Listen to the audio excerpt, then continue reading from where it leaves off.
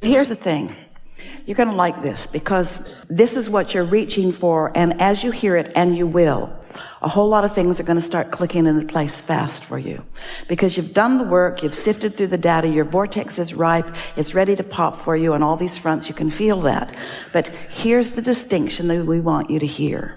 And this is the thing about deliberate creation. For a while, we called these gatherings the science of deliberate creation. Science meaning creation is always evolving and changing, like science must. And deliberate meaning you want to be purposeful about what you think. But after a while, we gravitated toward calling it the art of allowing instead, because people got too heady in the thoughts that they were thinking about being deliberate. And so this is the distinction that we want you to hear. Feel the difference between focusing on a subject like a specific job and the things that you will do, or a specific relationship and what that person might be like. Feel the difference between the details of the manifestations that you can see and hear and smell and taste and touch, and the details of the manifestation that you're feeling with your emotions. Because as a human, you're oriented toward seeing and hearing and smelling and tasting and touching. So most of you, when you are making your lists of what you want, you're kind of heavy on that part of it, how you want it to look, how you want it to be. But when you tweak it just a little bit, where you start emphasizing the feeling of it, in other words, the difference between, I want to create $100,000 this year, or $200,000 this year, or $500,000 this year, pick a number, it doesn't matter. I want to create X number of dollars this year. That's using your mind in a specific, deliberate way and saying, I want to feel my utter freedom to be and do and have whatever I choose. And so what you're wanting to do is amplify the emotional things that you're looking for, the freedom and the clarity and the collaborative nature, the harmonics of the workplace, the bigness of it, the expansiveness of it. And as you're thinking in those more vibrational terms rather than in those specific see it, hear it, smell it, taste it, touch it terms, something will shift within you. You'll feel it right away. When you start calibrating to the feeling of security, meaning stable no matter what, calibrating your emotion to things always work out for me, as you calibrate like that, then more and more evidence of that, even right where you stand in the current working environment that you're standing, things start shifting like that. You begin to notice it right away. We are happy that you were with us on that. And so let's go back and just define that in a strong way. Everything that you're approaching, you can approach it as a subject. In other words, there's a subject of politics, and there's a subject of medicine, and there's a subject of parenting, and there's a subject of schools. We could keep this sentence going for days and days and days, just talking about subjects. But then there's the emotional stance of well-being. There's the emotional stance of freedom. There's the emotional stance of awesomeness and eagerness and friendliness even. Can you feel the difference? When you start reaching for the way, what you want and why you want it, so why you want it. There isn't anything that anybody wants, whether it's a pile of money or a new relationship or a different job or an empire. There isn't anything that anybody wants, ever has or ever will, that is for any other reason than that they believe they will feel better when they're there. So if you start focusing on how you want to feel until you're feeling that way because you're focusing on feeling that way, things just begin lining up. And the thing that's so great about that is that you never get it done. Can't get it wrong. Reason you can't get it wrong is because it's never done. It'll just keep morphing into something else. So when you catch this emotional point of attraction spirit of things, then what happens? You're happy now, and you're happy now, and you're happy now. It's not like I've got that goal of that job, and on my way to it, I'm feeling pretty frisky, and then I've got it, yay, but now I've got it, yay, and now I've still got it, yay, and I've still got it, yay.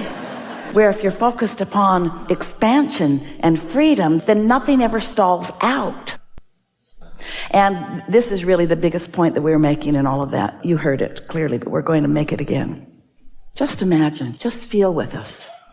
All that your vortex was, your vortex is that vibrational reality that we're talking about. It's what's out ahead of you, just pre-manifestation. It's all the things that you've aspired to that now, as your doubt subsides, will start flowing into your experience. So it works like this. There's this vortex of all that you've asked for.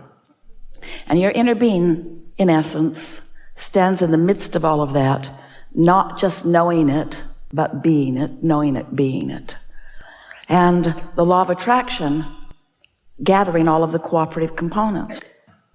So these cooperative components are all gathered, and it's there to unfold for you, not to just drop splat in your life. That wouldn't be any fun. To unfold in your life in this continuous, never-ending, long stream of lovely experiences. So here it all is, and it's ready for you. Are you ready for it? So you decide you're going to meditate because you are going to be ready for it. So every day you meditate. You quiet your mind. Esther likes to listen to the air conditioner or the sound. If she's in a room where there's no sound, she has an app that says central air.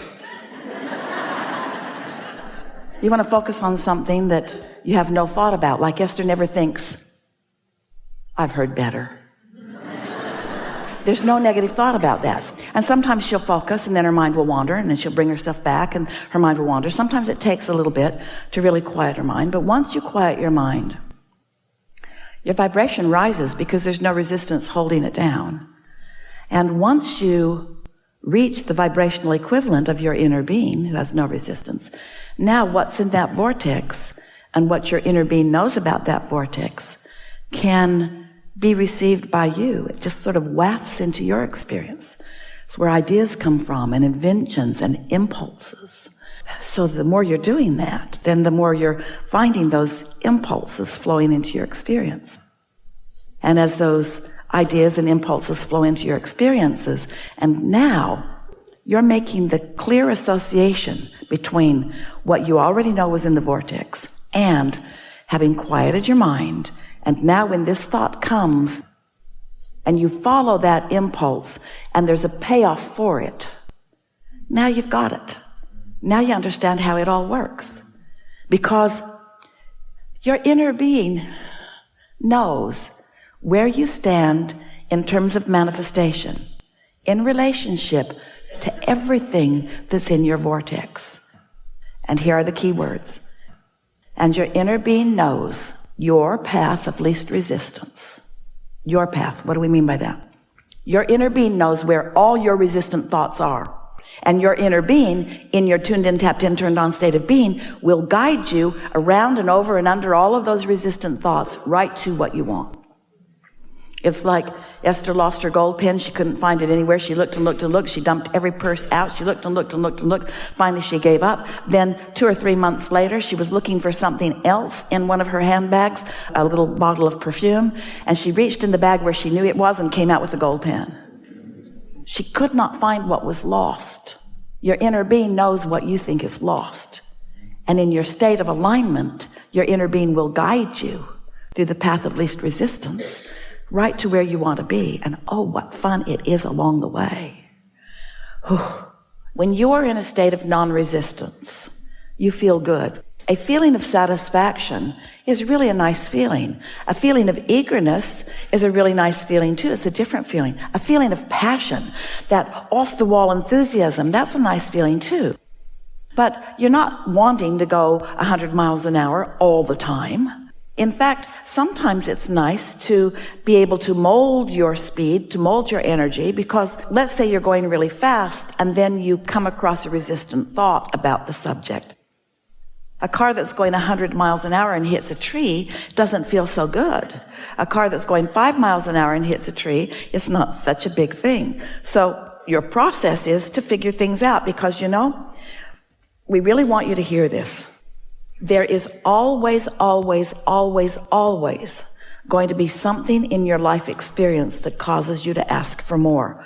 So there is always going to be a gap between what you've just asked for and your readiness for it.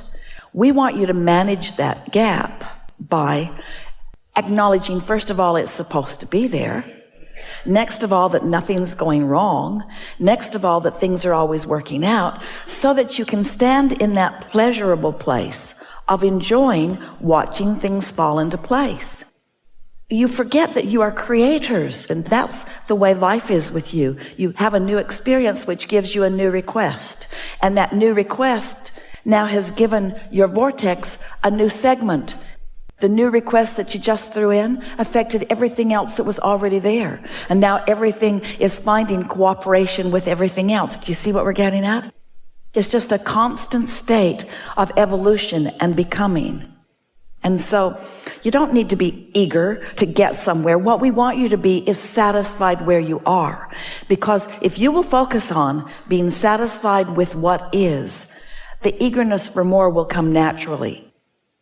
It will come so easily, and you won't have those highs and lows, that roller coaster life that so many people have when they want something and then they get it and then they go into depression because they're not ready for the next and the next. Does that make sense to you? This is why we were emphasizing earlier. You want it for the feeling of it, and once you calibrate to that feeling of why you want it, now there's just another and another and another. That's the distinction, that when you're looking for a specific goal, you want it, you're looking forward to this trip, you plan for it, you go on the trip, and now it's over, and now you're in a funk. That's the difference between what we were talking about the subject being the trip and the subject being the happily ever after life that I'm living. Because you're always on a trip. You're always around a lot of people. There is always so much potential for collaboration and consideration and rendezvousing. You see what we're getting at?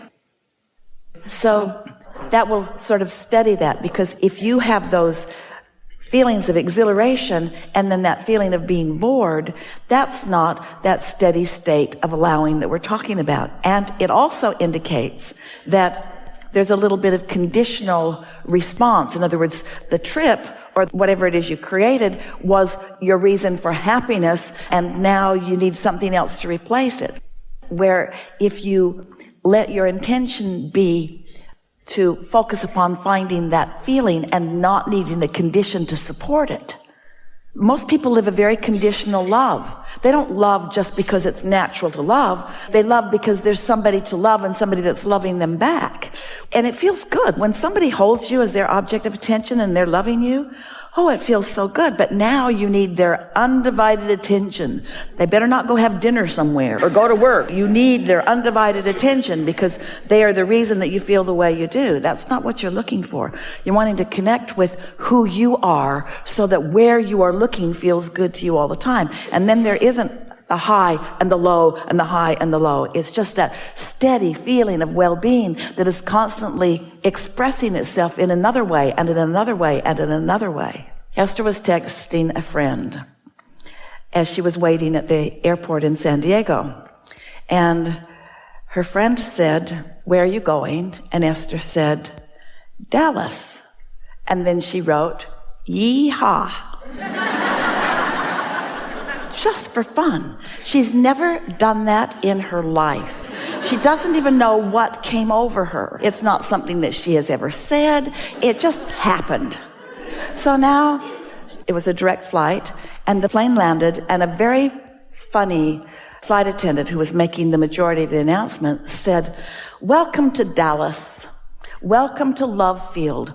And the passenger across the way said, "Yee-haw." And Esther thought, all right, this is the universe playing with me. It's like they know in advance that that guy's going to do that. So they set me up for that. They set me up for that. And it was way funny. Everyone laughed, but especially Esther. She really, really liked that. Now, you may not find that very significant, but when you're in on the setup and then the universe delivers, you feel really, really cared for.